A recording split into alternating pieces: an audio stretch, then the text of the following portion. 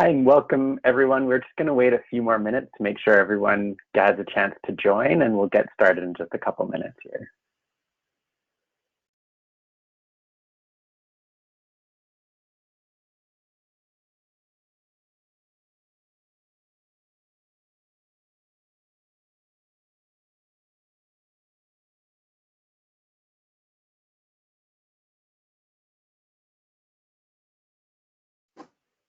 So we're seeing the numbers grow and people are joining as they've had a chance to log in and get their calendar notifications to click their buttons to join. So we're just going to take another couple minutes as we watch people join here.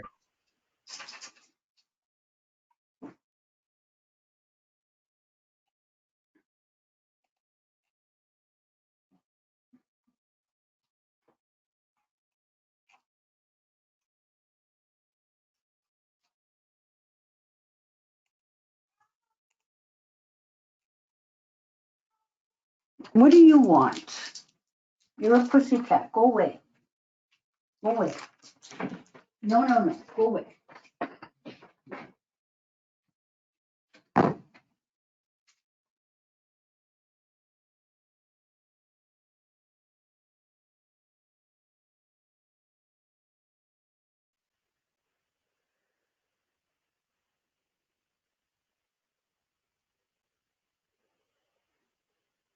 We're just taking another minute here, folks, just to allow people the chance to join. We've got lots of people in already, but the numbers have still been growing a bit, and it'll, take a minute or two for people to be able to get their computer set up for GoTo. So we'll just take another 30 seconds, and we'll get going shortly. Thanks for waiting.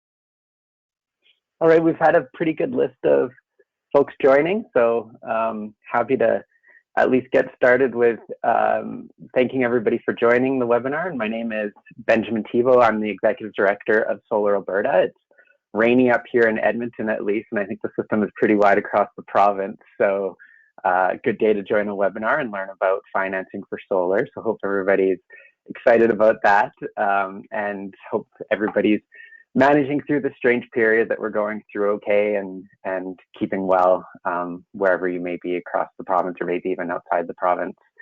So again, my name is Benjamin Thibault. I'm the Executive Director of Solar Alberta.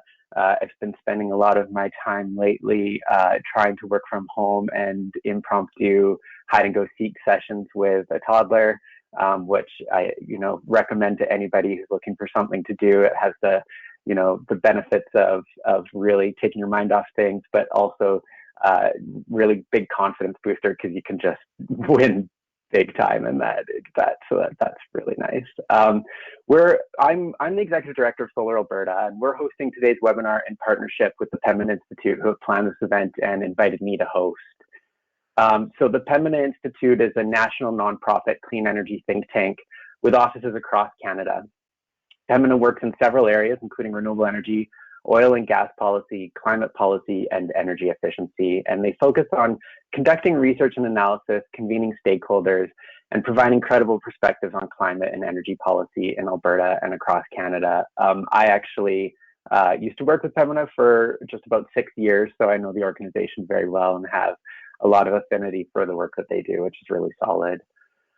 Solar Alberta is a nonprofit educational organization devoted to advancing community collaboration and understanding around Alberta's renewable energy resources and energy efficiency potential. So we provide free educational events, training and classes, exhibits, school presentations, public demonstrations, all those types of things. And if you'd like to check out our website at solaralberta.ca, you'll find lots of resources to help you understand your options for making your own renewable energy or energy efficiency measures.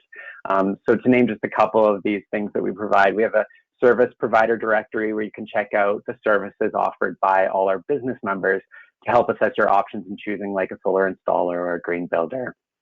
We also offer classes on a fairly regular basis to go more in depth than some of the free educational events that we have. And so for the first time, we're actually about to start offering these classes online. The first one is starting this Saturday with a contract for the solar industry, and we're giving it a discounted rate to recognize that this is sort of new for us to be doing this online, and for our instructor to be changing over his course content for that purpose. So again, go to solaralberta.ca and you'll see that class in the main banner if you're interested. So this webinar is part of Pembina's Municipal Leaders in Renewable Energy program. And over the past year, this program has facilitated webinars and events around Alberta to create peer-to-peer learning opportunities around renewable energy.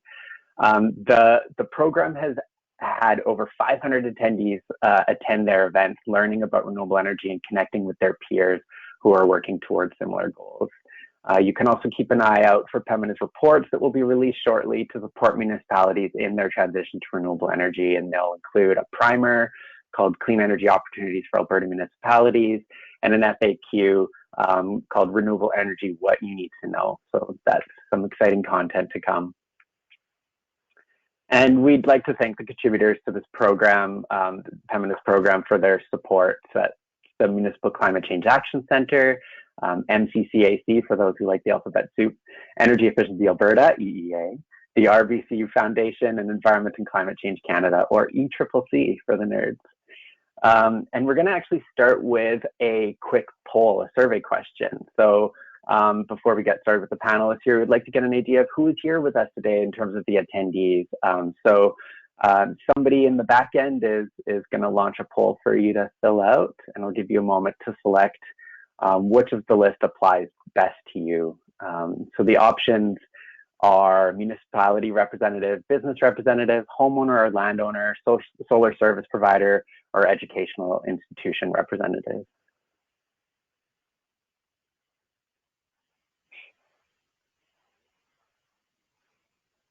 Just going to give it a couple more seconds here for people to fill in their answers.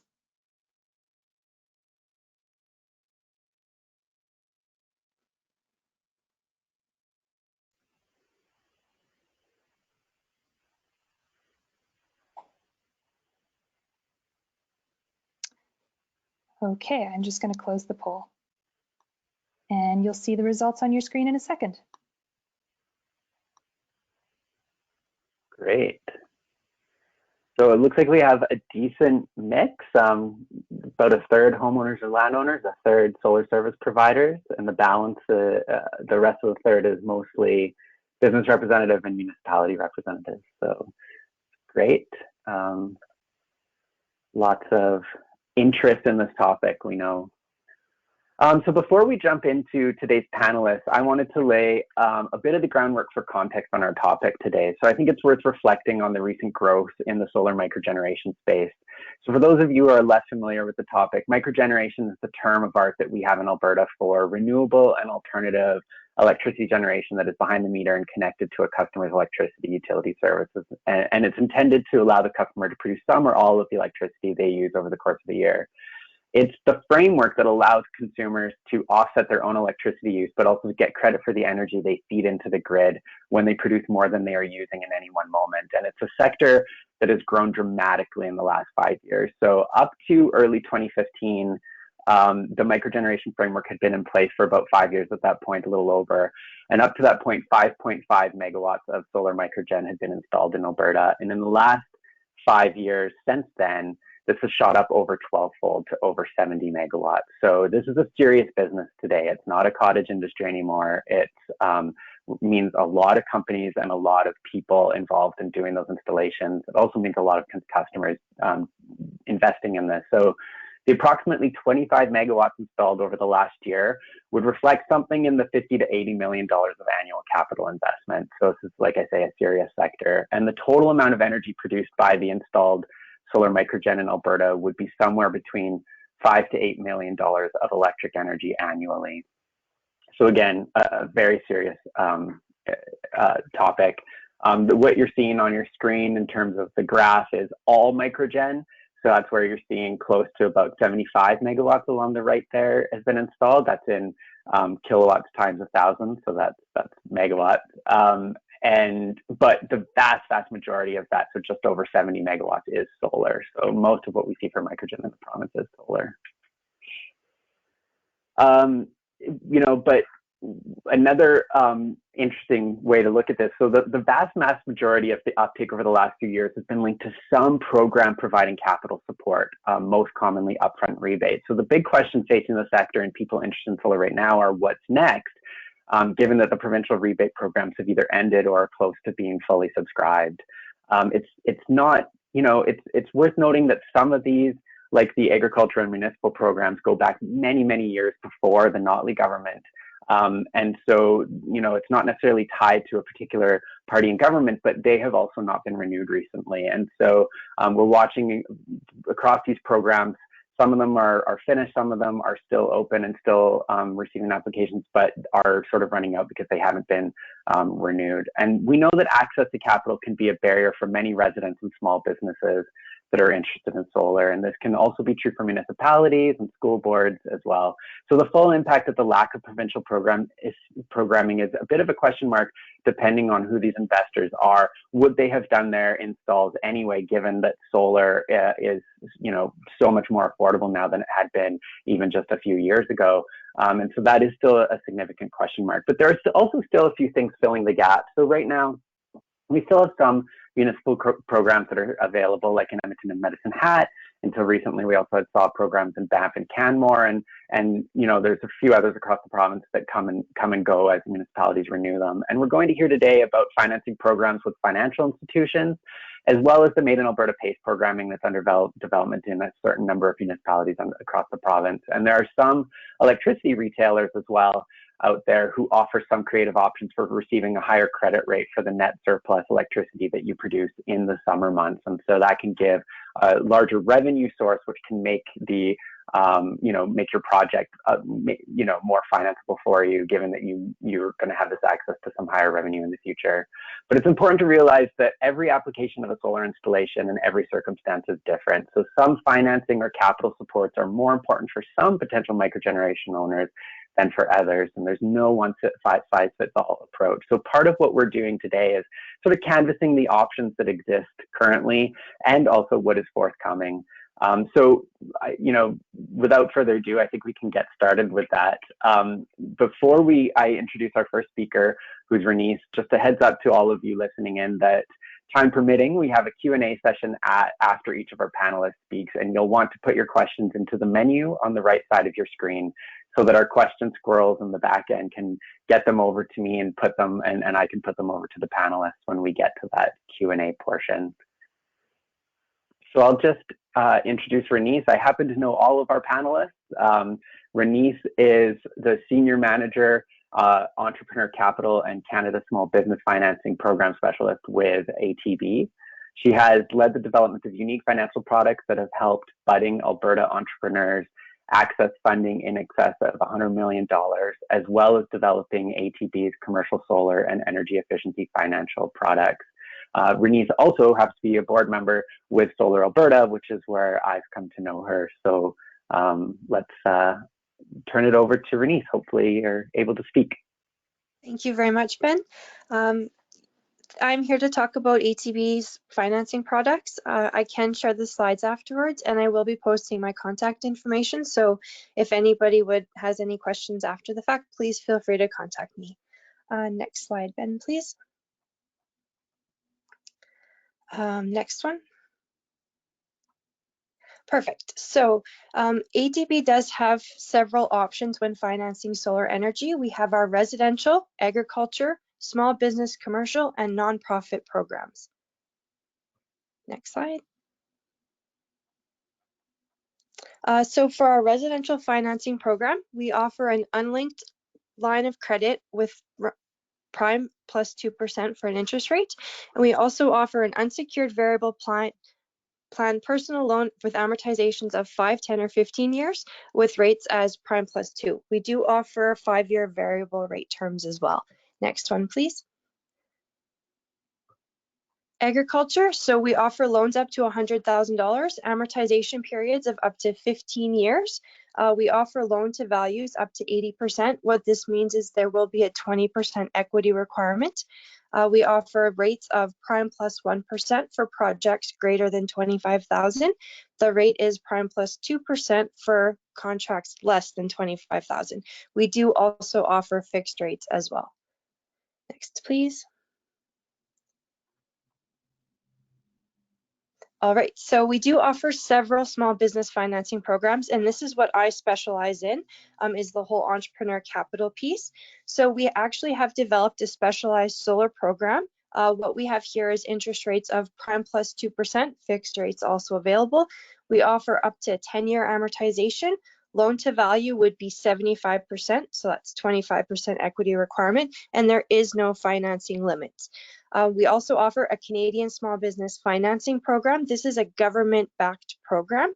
So what that means is if the unfortunate situation that the loan was to default, Industry Canada would pay up to 85%. So that means less risk, which is great all around. We offer interest rates for this program of prime plus 3%, fixed rates also available, up to 10-year amortization, up to 100% financing, which is awesome. And we offer for projects for 50,000 to 350,000. And then finally, we offer our small project financing. This is going to be at an interest rate of prime plus 2 with a 5-year amortization. Now, there is a little note here. All of these are subject to lender's discretion. Each customer is unique and they do have unique needs. So these are all subject to change dependent on borrower. Next one, please. So we also offer corporate and commercial financing. So just like the small business space, these are going to be for the larger projects. We say roughly over 5 million. And this is going to be completely customizable. So I don't really have any parameters here because everyone is going to be unique in their own situation. So please contact us. We can develop our own specialized program for you. Hopefully it will help out. Next one. We also offer nonprofit financing. Each customer, once again, is assessed and customized solution is created for them. So when you're talking about cash security requirements, this is where this is going to differ the most. So if you have been in business from 0 to 2 years, there will be 100% cash security requirement. 2 to 5 years would be 75%. 5 to 10 years would be 50%. And then if your business has been in operation for more than 10 years, it would be about 0 to 25%, depending on the assessment. Next slide. We also have a solar vendor financing program. So we have currently, I think, around 56 vendors throughout the province. And so what this is we have an approved solar vendors. They're given marketing resources and information about all of our solar financing programs. We give brochures, banners, info packages free of charge for their customers. All solar vendors are subject to a vetting process and they do have to be a member of Solar Alberta. Next one. Oh, and if you're interested at all in joining this, please send me an email. I'd be happy to sign you up. So how does this process work? So if you're on the agriculture and residential side, it's going to work very similar to how a car dealership works. You'll go to the solar vendor, you'll get everything set up with them, and then they will arrange the financing. On the business and commercial piece, though, this is going to be very unique. So you will still go to the solar vendor. They will submit a form that will be just a quick kind of a couple questions on the project, and then ATB will reach out to the customer directly and have that organized that way. And you will be contacted by a relationship manager, which will follow the whole process throughout. Next one, please. So timelines for this is always a popular question, is how long is it going to take for me to get my funds? So ag and retail are going to be very short compared to the commercial life. 3 to 4 weeks for ag, residential is 5 to 6 days, and then corporate and commercial can be 6 to 8 weeks. I always put a disclaimer out that the time starts ticking as soon as we get all of the applicable documentation. We cannot start the application until all the paperwork is in, so that's why this is critical. Contact ATB as soon as possible and we can get things started. Next, please. So we also offer an energy efficiency program. So examples of the types of things we would finance are leasehold improvements. So that's your renovation costs, HVAC, LED lighting, water heaters, insulation. On these items, we offer a 10-year amortization up to 100% financing, rates at prime plus 3%. If your building is owned, so if it's owner occupied, we can offer financing up to $1 million. Oh, and I have a table here. If your building is leased, it should be $350,000 up to. Next, please. And then I did want to mention quickly is the Tier Loan Guarantee Program. This is formerly known as the Green Loan Guarantee Program. So ATB is currently working on this program with Energy Efficiency Alberta. I just want to put a disclaimer, we have not have formal approval on this program yet, but I really wanted to bring attention to this as I think it's an incredible program. So what this program allows is it shares the risk with lenders by allowing them to recover up to 50% of the principal and accrued interest on loans that support clean energy in the event of a default. So this is very similar to how the Canadian Small Business Financing Program works, but this is on a much larger scale, which definitely opens up the world. So basically, if you're looking at the emissions profile, if you're a small emitter, that guarantee would be 10 million guarantee per loan, which means we would be able to do up to a $20 million loan. If you're a medium emitter, it would be 25 million, max would be a 50 million loan. And then if you're a large emitter, the max guarantee is 50 million, max loan amount is 100 million. Next, please. And then just to go over quickly the program eligibility requirements. So if you're renewable energy development, so wind, solar, geothermal, waste, biomass, clean technology, there's the clean transportation, energy storage, biofuels, collection, treatment, recycling, or reuse of emissions. On the energy efficiency side, it's commercial energy efficiency retrofits, centralized energy control systems, industrial efficiency, energy efficient heating and cooling systems, and energy efficient lighting and appliances. I did hyperlink the Efficiency Alberta website that outlines this program in great detail. I didn't have that long to talk about it, and there's a lot more to this program, so please feel free to reach the link and you'll have more information. And as I mentioned before, my contact information is here. Please feel free to reach out to me if you have any questions. Thank you.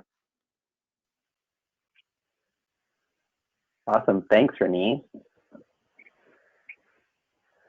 So next we have Barbara Daly. Barbara is the Senior Project Manager for City Environmental Strategies at the City of Edmonton. I've known Barbara for 9 years. She might be surprised to hear that, but it was that long ago that I worked with her on taking some learnings from an early solar PV grant pilot that the city had carried out, and we investigated options for the city to move forward with broader options, adoption of solar in Edmonton, which was great. But my work with Barbara has only been a small part of the many projects she's contributed to or led with the city over the years, including the 311 administrative consolidation, the ICLEI World Congress in 2009, Solar PV Grant Pilot Program in 2011, Zero 2014 Conference Edmonton, Renewable Energy Task Force, Brownfield Redevelopment Grant Program, Clean Energy Improvement Program, and Energy Transition Climate Resilience Advisory Committee to Council. So I'm going to turn control over to Barbara here and take it away, Barbara. Just want to be sure, Ben, can you see my presentation? Looks good. Okay. Yeah, known you for a long time, Ben. It's always been a pleasure. Those days of feed-in tariff were fun. I recall them fondly. My name is Barbara Daly. I'm with the City of Edmonton, and I'm just here to talk a little bit about financing solar from the City of Edmonton's perspective, and just give a little bit of context. City of Edmonton adopted an energy transition strategy in 2015, and it had numerous dozens and dozens of initiatives. We've been launching, designing, promoting these various initiatives for a few years now, almost 5, and advancing, accelerating solar PV adoption in the city is one of these and key. We approach any of these programs, changing behaviors through this market transformation approach. I think it's pretty common. We understand the importance of education and outreach, capacity building and supporting organizations like this one, Solar Energy, NATE, in ensuring that there's industry capacity to actually support delivery of these technologies. Stage 3 is sort of where we spend a little bit of time right now around incentives and financing, and then ultimately, like with seat belts, regulations ultimately will make this normal and common behavior, specifically talking about solar on buildings.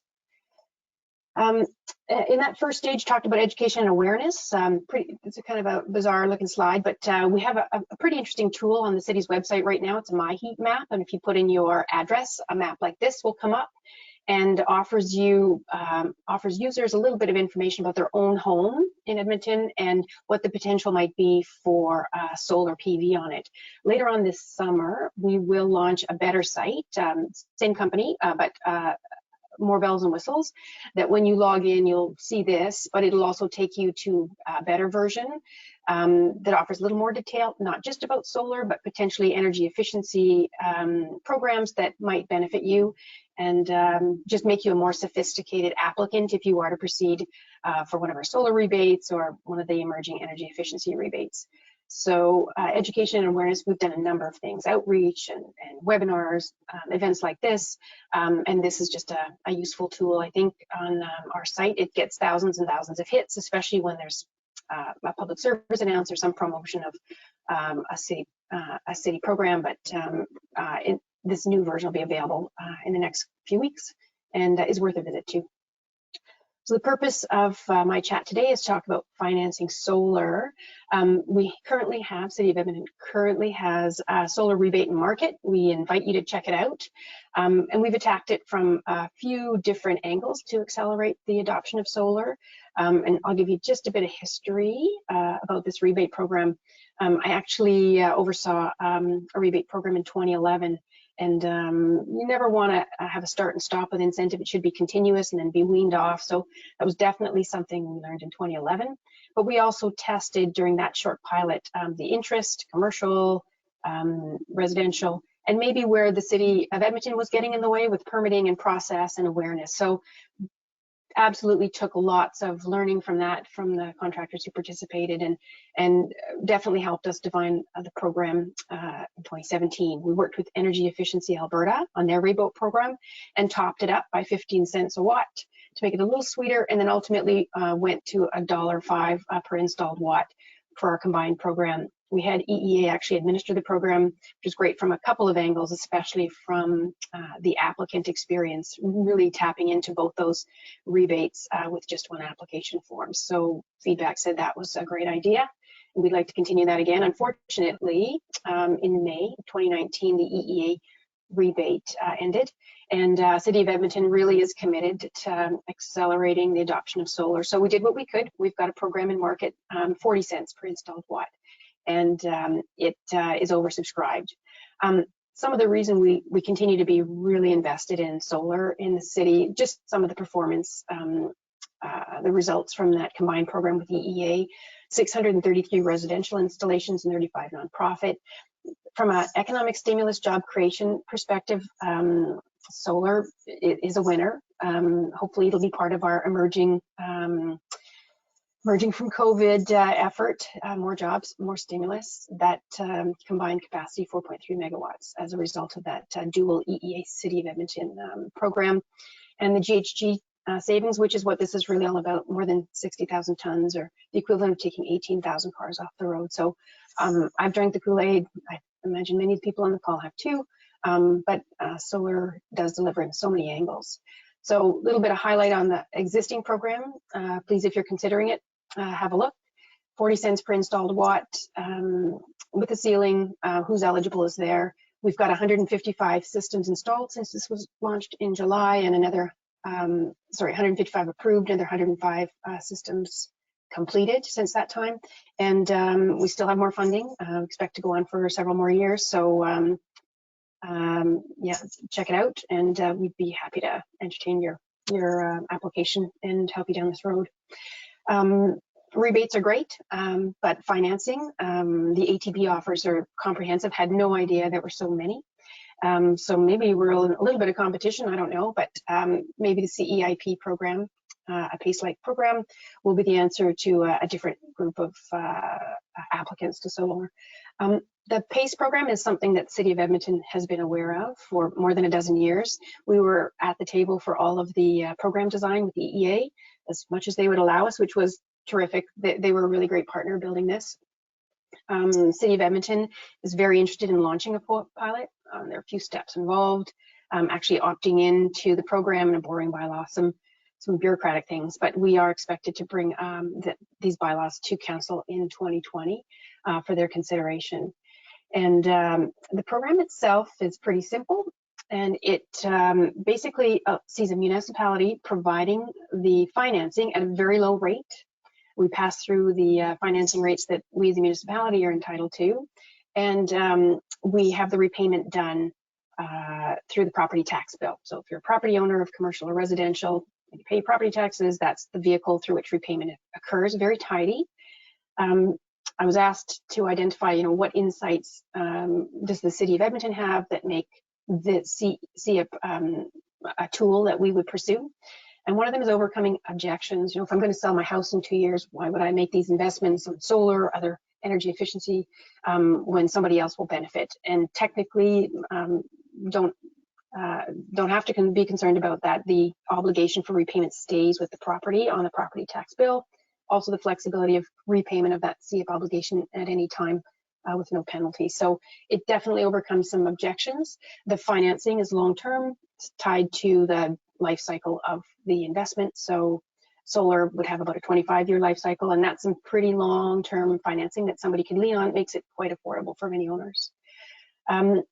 City of Edmonton likes to incorporate education wherever possible, and we do make for CF, we would make an energy efficiency audit mandatory, an EnerGuide audit actually on the property. We have a generous rebate for that as well, but it absolutely makes for a more sophisticated applicant to the CF program when and if we're able to launch that program. Probably even itemizes things for a homeowner, a property owner, in terms of what energy efficiency elements maybe do I look at first or in conjunction with for appropriate sizing that solar PV installation. And the final insight is that stimulating investment in privately owned buildings. The city has its own corporately owned buildings to address, and couldn't possibly be responsible for funding every building in the city. We have quite a stock of buildings that'll be around for a long time and could use some energy efficiency and renewable energy installations. So financing and rebates are definitely a way to get private owners to invest in their own buildings. So pretty quick 10-minute overview of financing solar from the City of Edmonton perspective, but here's my contact information, and really I invite anybody who has questions or comments to contact me directly. That's great. Thank you, Barbara. Very good overview, quick like you said, but there's a lot that's gone on at the city. So up next we have Dave Kelly, who is the CEO at Skyfire Energy. I've known Dave for a long time as well, back to my early days in working with Pembina, and Dave's always been a part of this world for a long time as well. He started in the solar industry in 2001 when he installed a PV system on his own home, and that was only the third grid-tied solar PV system in Alberta at that time. So from there, he's progressed into designing and installing thermal and PV systems across the country. Has formed with a couple of partners, Skyfire Energy Incorporated, which is now the leading solar provider in Western Canada. And he has served 4 terms on the board of CanSIA and has also served on the board of Solar Alberta, or CISA, as some people have called it in the past. When Dave was on the board, it was the Solar Energy Society of Alberta, which is still our name, but we have the trade name Solar Alberta now. So looks like Dave's screen share is up and running, so I'll pass it over to you, Dave. Okay. So I'll talk a little bit about solar financing from the installer point of view and what homeowners are seeing. So a little bit about Skyfire. Our vision is to bring the magic of solar power to the world for a stronger, healthier, and more sustainable global community. A lot of us struggled with the word magic, but watching a meter spin backwards and a customer's eyes light up about it is pretty magical. There's chemistry and physics behind the solar itself, but that feeling of producing your own energy is really part of the magic. So I had a couple questions posed. So challenges that your customers face, financing options that we point them towards, and is that sufficient for solving the issues in Alberta? And what more does Alberta need to do to grow solar uptake? So understanding the value is probably the biggest challenge for homeowners. I liken it to the boiled frog syndrome. You keep paying your bill, giving your money to the wire owner, the energy provider, versus owning your own energy production. And so people have a difficult time of understanding what is that solar energy worth. So we look at it a couple of different ways. Levelized cost of energy is the easiest and most reliable piece that we can look at. So we can take the cost of energy over 25-year life of the solar system, divided by the energy production to get a levelized cost. I'm going to formula in the next slide. Return on investment, we always get asked that question, what's the payback? What's my return on investment? It's calculated based on the price of electricity over the lifespan on the system, because our payback is based on not purchasing electricity. And without knowing the price of electricity for the next 25 years, I can't tell you 5 years from now what that energy is going to cost purchasing from your retailer, never mind 10, 15, 25 years from now. So it's a challenging thing to calculate an accurate return on investment. We can make predictions about the escalation or inflation rate on energy prices, but it's more challenging. So we're more comfortable looking at levelized cost of energy. So we take our system cost, financing cost, maintenance cost, and we bring it back into today's dollars to give it a comparison with what you're paying on the grid today. We divide it by that energy production over 25 years in kilowatt hours, which is what we purchase energy in. So typically we're seeing anywhere from, this is typical residential, small commercial, between 7.5 and 15 cents a kilowatt hour. We have seen systems, larger systems, go cheaper. There was just recently one in the Middle East that was selling at below 2 cents, I believe, per kilowatt hour US, but pretty amazing. Better solar conditions, cheaper land, number of factors there, and scale, obviously. But we're seeing this as a typical number on residential small commercial systems. Our Western Canadian grid cost delivered is between 9 and 17 cents a kilowatt hour. So today we've reached that grid parity level at the retail level on even small scale systems. The utility scale, like we're seeing being built out here in Alberta right now, there's probably going to be between 1,000 and 1,500 megawatts built over the next 2 to 3 years in Alberta. Ben was showing the slide earlier. We have about, I think, 70 or 80 megawatts behind the meter, and we have one system turned on and commissioned at 17 megawatts DC, 15 megawatts AC in Alberta. So going from 15 megawatts of utility scale to large, 1,000 to 1,500 megawatts in the next couple of years. It's pretty amazing. So once a consumer understands that solar can make economic sense, we want to look at financing options. And so most of our customers are paying cash for the system.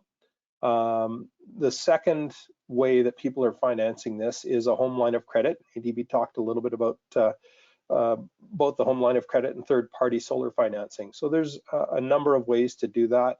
We've had customers do a purchase plus improvement mortgage. So if you're purchasing a new home, it doesn't have solar, you want to add solar to it, you can add solar to your mortgage as you're purchasing that home. And that's worked out quite well for some of our customers. There are also third-party financing groups that work with companies like Skyfire and others, where it's a web application. It's fairly quick. Their interest rates probably are not as attractive as the ATV financing rates, but there's some people that opt for that mechanism as well. Obviously, pace we'd like to see a little bit quicker. And we're also seeing there's a lease model, and we see that more in the US where energy costs are higher. There is a tax incentive in the US of it was 30%, I believe it's dropped down to 28% now. And so the leasing company can take advantage of that to help bring the cost down for homeowners. They can take advantage of that tax incentive. We haven't seen a lot of leasing in Alberta. We've seen a little bit of it in Ontario when there was the FIT program. And then the last option, and this is more applicable on larger scale projects where you have a power purchase agreement with offsite solar. So if you start building a large scale solar farm, the cost per kilowatt or cost per megawatt installed is going to be cheaper than a small scale on a rooftop. And so in Alberta, you can, because of our deregulated market and the way our energy markets work, you can sign a power purchase agreement with a generator off-site. And so a number of projects, the Claresholm project, which is 130 megawatts AC, is being built. TC Energy has purchased half of that project, about 70 megawatts of that project on a PPA with the developer that's building the project. So that is a way that developers can guarantee their income rather than just selling into the power pool. So not owning the system, but just signing on as a power purchase agreement. Another option is looking like a Bullfrog Power. Alberta Cooperative Energy has an option as well. So there's a number of ways, you know, if your building's not suitable for solar. Our challenges in Alberta are low cost energy. Obviously, we have fairly inexpensive energy compared to a lot of other places in the world. We see, you know, the 10 to 15 cent a kilowatt hour all-in energy cost here in Alberta. If you go into some of the southern US markets, they could be paying upwards of 20 cents a kilowatt hour. Ontario is 17 to 25 cents a kilowatt hour. So fairly expensive in other jurisdictions, which helps justify solar being way cheaper than grid power. We have no easy way of capturing the emission offset credit. We have limited access to PACE right now. Edmonton, I think, is going to be one of the first to the plate with PACE. There's a distinctive lack of provincial support, which has been quite evident with this current government, and it's a bit frustrating. Talk a little bit about that in a minute. Consumer perception that solar is still expensive. Ben talked about my first system being the third system in Alberta. It was about $30 a watt retail. We had to go through the petroleum registry, so I have a petroleum registry number for my house, get a generator permit. It was quite a complex process. Today, under our Microgeneration Act, it's very simple to apply. City of Calgary, City of Edmonton have got their permitting processes straightened out a little bit and making it much easier. Obviously, COVID has been a bit of a challenge with inspections, and I think we're working with City of Edmonton to do video inspections, and that's great. City of Calgary is doing that as well. So Alberta support options. So how can we roll out more solar in the province? The EEA program, whether it be residential, commercial, nonprofit, it was very effective. It actually purchased the emissions offset. So you couldn't actually sell the offsets from your system if you received an EEA grant. And so that money was given to the homeowner, the business owner, and the province owns the offset. And so that came in likely under $30 a ton. I haven't got an exact number because I don't know the final reporting on the program, but at $30 a ton, it's quite effective for a system that's going to last for 25 to 30 years. We're already at $30 a ton, and you know, the life of the system is you know, far in excess of where we're going to see $50 a ton as a price. There is some interest currently. CanSIA has been lobbying. I know Solar Alberta may be lobbying as well for funding EEA again through the federal carbon tax and getting some of that money back into these programs. Very, very effective. The federal government, with the 10% that's not refunded to homeowners and taxpayers, is funding commercial projects in provinces where they have a federal carbon backstop. It's been very, very slow to roll out. The bureaucracy is quite slow. And so the EEA program was simple, it was quick, it was effective, and I think, you know, there's some appetite to roll that back again. TIER, the new carbon tax on large emitters, it doesn't allow aggregation of small projects to capture emission offset right now. There's really, it's a complex for larger emitters. And I think it's a mechanism that we could potentially use to aggregate small projects and capture that emission offset credit. Having provincial support across the province to access PACE would be great.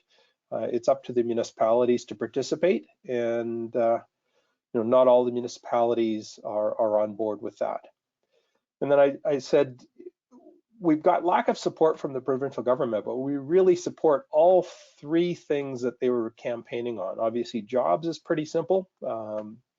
There's more job man hours per megawatt installed for small scale solar than any of the other technologies, whether it be a coal plant, large scale wind. So it does create a lot of jobs. We're still hiring. We've got some large scale projects that we're going to be hiring for over the summer. It obviously spurs the economy, and their last campaign promise was pipelines. And people kind of struggle with, how does solar support pipelines? As we move away from coal, we are moving more into natural gas for generation here in Alberta. We've got some conversions going on from coal to natural gas. If we don't burn natural gas to make electricity in Alberta, we can export that natural gas through a pipeline. So solar does allow us then to export natural gas that we're not burning locally. And it's more beneficial to the province. And we have limited capacity to export electricity, but we have more capacity to export natural gas. So it does support the pipeline piece of their provincial goals. So a few examples of projects that we've built, whether they be residential, small scale, commercial rooftops. This is the Prairie Sky project, co-op housing development here in Calgary. We've just finished a large system on. We do ground mounts as well. So there's quite a bit of diversity and scalability with solar, which is really neat. You can build anywhere from a 6-module system, which is what we're doing all of the Jamin homes, to large utility scale ground mounts. Green Gate here in our province is building a 400 megawatt ground mount in the Travers area just east of Vulcan. It'll be the largest project in Canada. So solar is really the only technology that you can scale up and down to meet your needs, to meet your budget. And it's pretty versatile that way. All right, thank you. Awesome, thank you, Dave. So that was great. You got a pretty good canvas of some of the main stuff out there in Alberta right now around capital supports and financing for solar in the province right now. Obviously, some of this stuff is still dynamic in transition, or there's still stuff under development, so you'll know also kind of what to look forward to.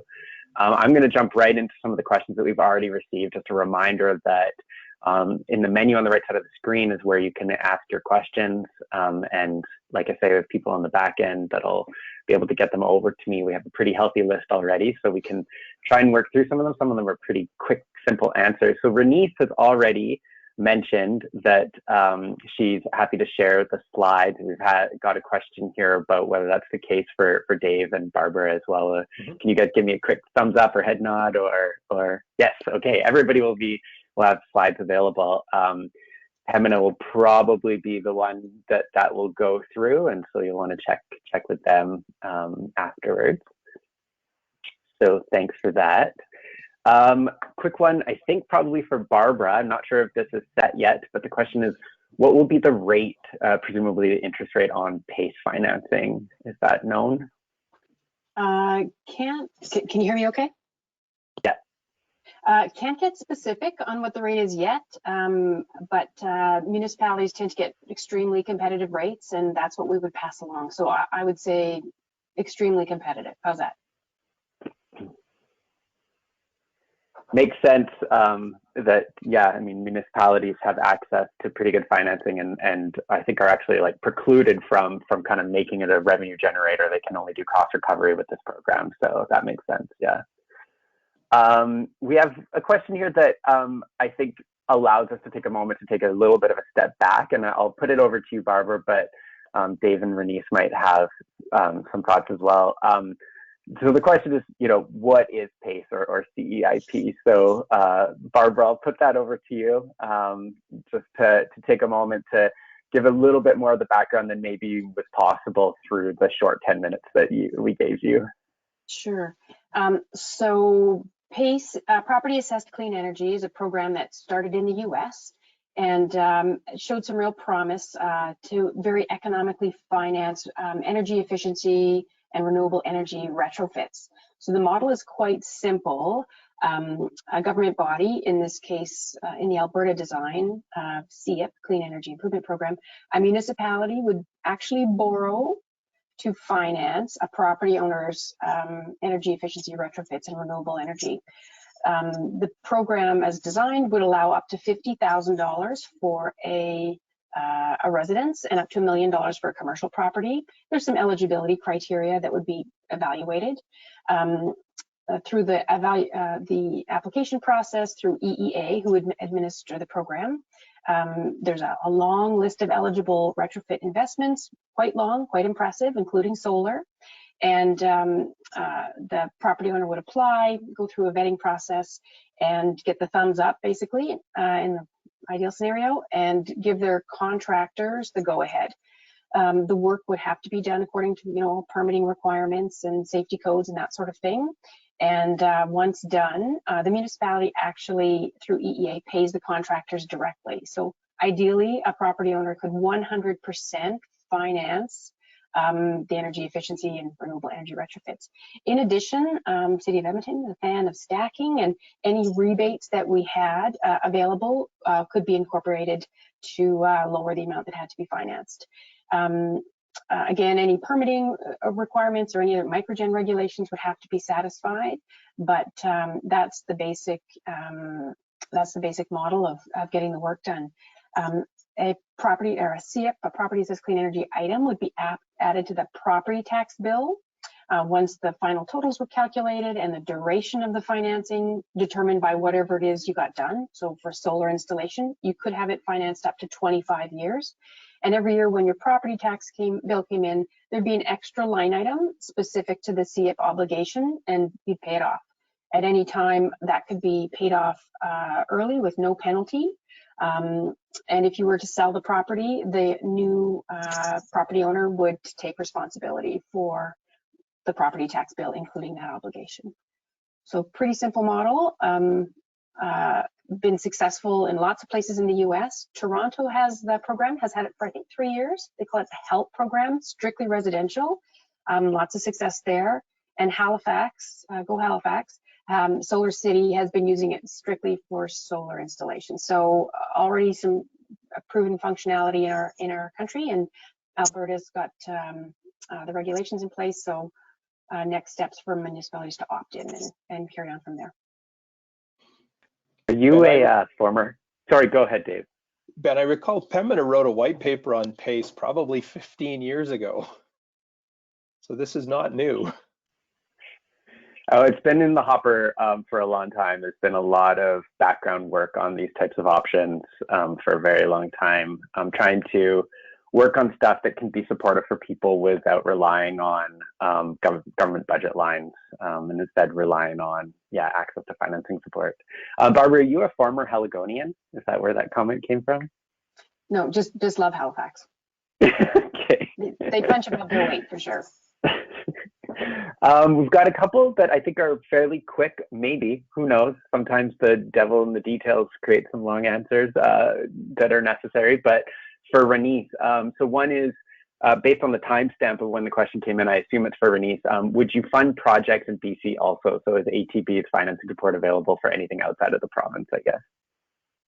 So that's always a tricky question. Alberta is, or ATB is mandated to help Albertans, but absolutely give us a shout and we can definitely see if it's a project that we can finance. But as I can't give like a quick yes or no answer.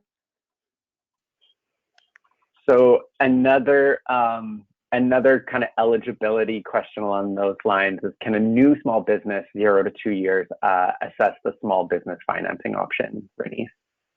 Yes, absolutely. So, and I guess I didn't really mention that. So our small business programs are for the brand new startups. If you are just looking at opening up your very first business, or if you've been in business for 15 years, it covers all aspects.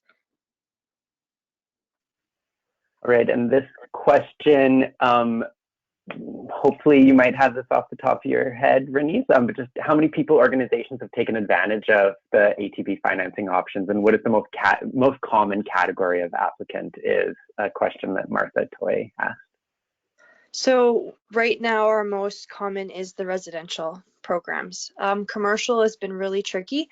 So we've had a lot of condo corporations and municipalities, and sometimes the financing with that is just a little too tricky. So that's something we're definitely looking at making more efficient and more straightforward. But yeah, residential hands down. And then on our corporate side, we've done some pretty large different projects like solar farms and biothermal industries and our project, stuff like that. I believe ATB financed the 2 megawatt Hutterite colony project that we built in 2015. Yep. Yeah, so there's been some pretty significant ones. Sorry. No, I'm done. Thanks. Back to Barbara, a quick clarification question around whether a PACE program would apply to new construction. Not initially. What we're considering is a 2-year pilot program for res and commercial, and it would be existing buildings only. But absolutely, there is a model of PACE that applies to new construction. So that would, if we're to get into a pilot, we would definitely consider that for a long-term program.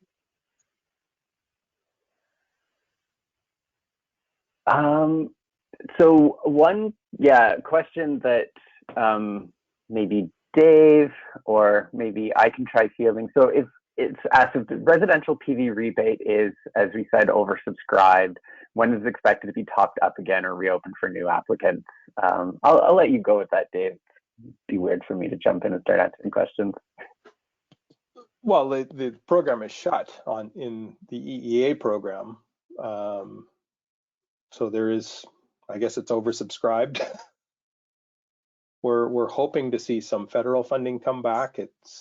There seems to be an appetite both provincially and federally for it to refund the EEA program, but there's appetite from the provincial government for the federal government to refund it. Let's just say that. Barbara? Yeah, just to comment, the city of Edmonton, when I mentioned our program was oversubscribed, I'm just going to say it's subscribed beyond our projections, but we continue to have funding. So city of Edmonton has our 40 cents and we welcome the interest. Right, that question was probably for you. Thanks for flagging that. That was helpful. Great. Looks like you might be able to snag a customer, Renice. Will your contact info be shared? Maybe you want to give a quick shout out one more time about your email address or something. We know that it's in your slide deck, so when that gets shared, it'll be shared, but help make the connections if you'd like to shout out to your email address right now. Sure, it's rmacyk@atb.com or solarforbusiness@atb.com. Both of them are mine. I'm going to take a moment to make sure that Pembina gets kind of the info that they want from attendees around what they'd like to see more of in terms of webinars in the future and stuff like that. So we're going to launch a quick poll here. Sorry if it's catching the people in the back end off. Oh, no, they're ready to go.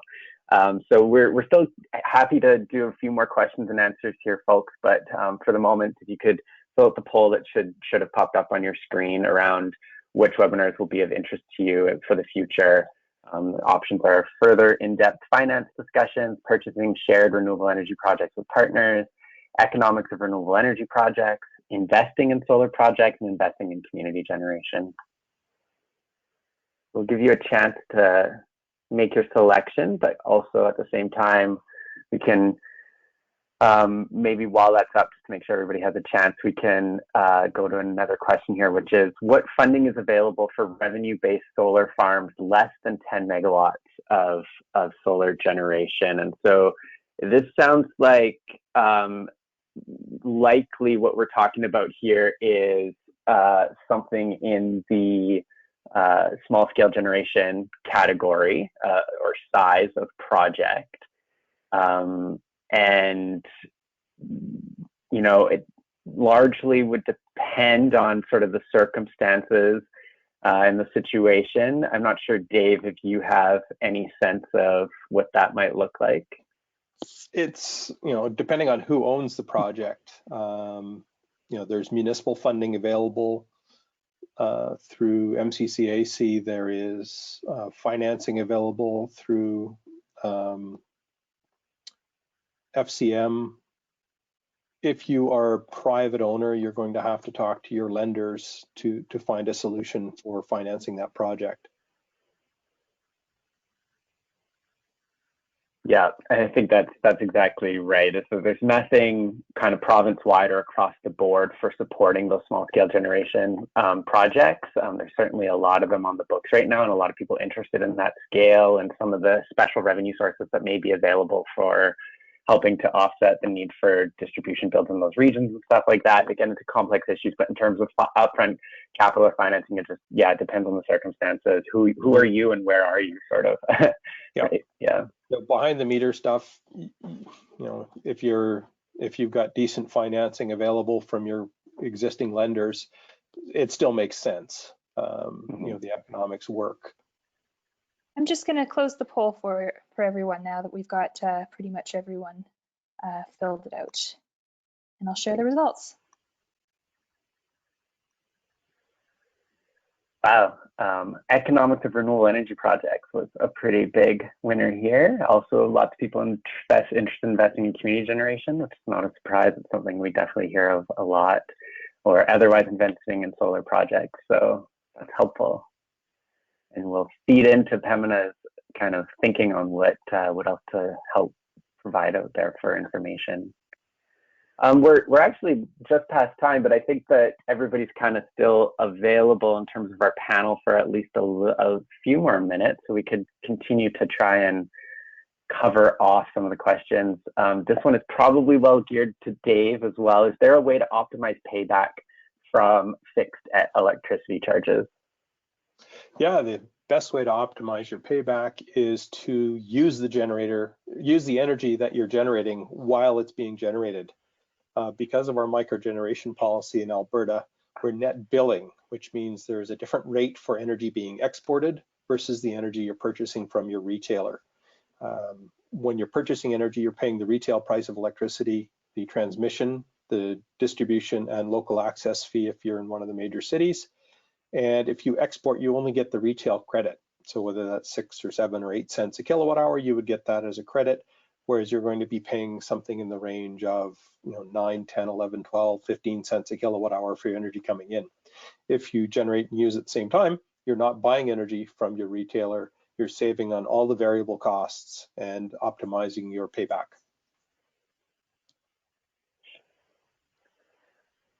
Yes. Another one probably oriented to you, Dave. What has been the trend of energy costs for residential in Alberta for the last 15 to 20 years? Are there any predictions on how much a kilowatt hour might cost in the future? Hard to say. It does depend on the demand, the supply. Because of our deregulated market, we've got fairly inexpensive electricity prices. The carbon tax is playing into that as well. A lot of people don't realize that we've been paying a carbon tax on our electricity because it's mostly produced by large emitters for the last 11 years. Ed Stelmach brought in the original carbon tax here in Alberta on the large emitters, and called ESCR, Specified Gas Emitters Regulation, and we've continued that through to this current government. It's now called TIER. And so, hard to say. We've seen prices go up, we've seen prices go down. During the last recession, we saw prices fall because of the demand drop. And it's going to be interesting with all of the large scale producers coming online here in Alberta, mostly in southern Alberta. What we see right now with wind energy prices is a discount on the average pool price, because when the wind blows in Alberta, all of the wind turbines are roughly in the same area. There's a few scattered around the province, but they depress the energy price on the Alberta wholesale market. We may see the same thing happen with solar. On a good sunny day, we've got all these solar projects that are producing energy at low cost for the province, and we may see our energy prices fall. And I don't know how you can model that, not knowing who's going to build and not knowing how many of the projects are actually going to be built. There's about 4,500. There was about 4,500. I think it's slightly below 4,000 megawatts of solar in the ASO queue right now. That's about half of our daytime demand. And so if we're all bidding in on these large scale projects at low cost, we may see our energy prices fall here. So it's going to be interesting to watch. Doesn't really answer the question, but I don't think there is an answer. There's a lot of competing dynamics on this topic, and I think my couple of cents on this is that, you know, we've seen them come down dramatically. The technology costs first just plummeted over the course of about 15 years, up to just like the last couple of years.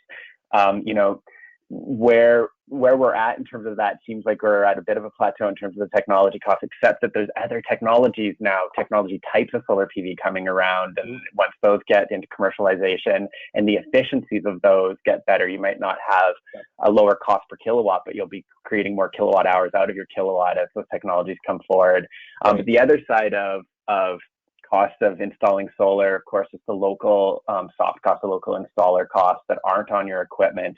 And those also fell dramatically, I think. And I mean, Dave, you'd know better than me, and you may not want to kind of speak to secret sauce or anything like that. But I know that now, I mean, it'd be hard to say now that there'd be a lot of opportunities for efficiency gain within the installation sector in Alberta, because it's a very competitive sector in the province at this point. Yeah. You know, I suspect some of these large scale projects, and we're not building them, you know, say the Travers project or the Claire's Home project, where a couple hundred megawatts of solar are going in, likely be at or close to $1 a watt, perhaps even below $1 a watt installed cost. Tremendous change from, you know, my first little 600 watt system that was, you know, retailed for about $30 a watt. So a 30-fold decrease in prices. Obviously scale plays into it, but it's been phenomenal to see. The equipment's gotten easier to install. The permitting process is much simpler. We don't have to go to the petroleum registry anymore to get a generator permit and a petroleum registry number. It's those soft costs, like you say, have gotten much simpler. Yeah. We still have a number of people that have kind of stuck around. One question, can you explain the Green Energy Alberta Solar Club, if you're familiar with that? I'm not sure about Green Energy Alberta Solar Club. I haven't heard that name specifically. I've heard a few different solar club names related to the boutique retailers who are out there that offer the different rate between a winter rate and the summer rate. And so at a very, you know, quick kind of blush explanation of this, you can sign up for this, and you basically, with that particular retailer, and this tends to be these boutique retailers that exist in Alberta, and there's a couple of dozen of them around the province, that they'll allow you to pay a certain rate in the winter and then up that rate to, I think that they're tending to offer 18 cents per kilowatt hour in the summer, so that you'll actually pay that rate for any electricity you use. But the idea is that you're producing a lot more in the summer, and so that you're able to get credit for that. And so can't speak to it much more intelligently than that. It's not a program that we run or anything like that, but you'd be able to kind of find out more about it with some of these boutique retailers who are just trying to make the cost avoidance and revenue sources for microgen more available on their side. Yeah, there's ACE is also has another option where they will purchase the export at an additional 1.85 cents kilowatt hour and be able to resell that to customers who maybe live in an apartment building, want green energy, but can't afford or can't install solar. And so they would pay an extra 2 cents a kilowatt hour to have green energy as their energy source, purchased locally from, you know, either my house, my office. There's a wind turbine in southern Alberta that's part of the program as well. And, you know, if you weren't part of the EEA rebate program, you could participate in the ACE program. And I believe they also offer that higher rate in the summer, which really only makes sense if you're a net exporter in the summertime. If you've got a small solar system and you're still purchasing a lot of energy, it doesn't make sense. But if you have a larger system, it does. Still have plenty of attendees. We should probably wrap up pretty shortly, because I don't want to expect our panelists to stick around for too long. But Barbara, I'm this question is sitting here. I'm not sure that it's one that you're going to love, but any idea of when the PACE program in Edmonton might be available if council approves? So we had expected to take a bylaw report to council already this year, and it got delayed because of COVID. A whole bunch of things got delayed. So I don't have a new date for that bylaw, but technically we need to get the bylaw in front of council for consideration, and that bylaw would be opting into the program as well as a borrowing bylaw. So once that date is available and locked down, that'll definitely bring us closer to knowing when and if a pilot program will go in Edmonton. This you. How much microgen has been installed in Alberta in the last year? Which I checked the data in advance of this webinar today, so I was able to see that there's been 25 megawatts over the last 12 months that have come into Alberta. So started last year at just under 50 and now over 70. So it's pretty substantial growth in that last year, which was running fast on a number of programs that were still available, for sure. And so a huge uptake in I think anecdotally you can see it, frankly, around. I know in my neighborhood, I've seen them more on garages and rooftops than I'd seen previously. So we still have more questions, but we need to wrap this up at some point, I think, and there's no way I'm going to be able to get through all of these. So just want to say thank you so much to our panelists, to Dave Kelly from Skyfire, Barbara Daly from the City of Edmonton, and Renise Masick from ATB. It was really great information that you provided. It was a good conversation. It was a great list of questions that we got from so many of our attendees, and my apologies for not being able to get through all of them here. But we could have obviously had more time on this topic. Perhaps it'll open up to more sort of follow-up conversations through Pamela or myself or whoever that you might want to get in touch with. And yeah, again, thank you so much. I had a great time just reconnecting with all of you online. I haven't seen some of you in quite a while, so it was a really nice opportunity. Thanks so much, and stay well, everybody. Thanks, Ben.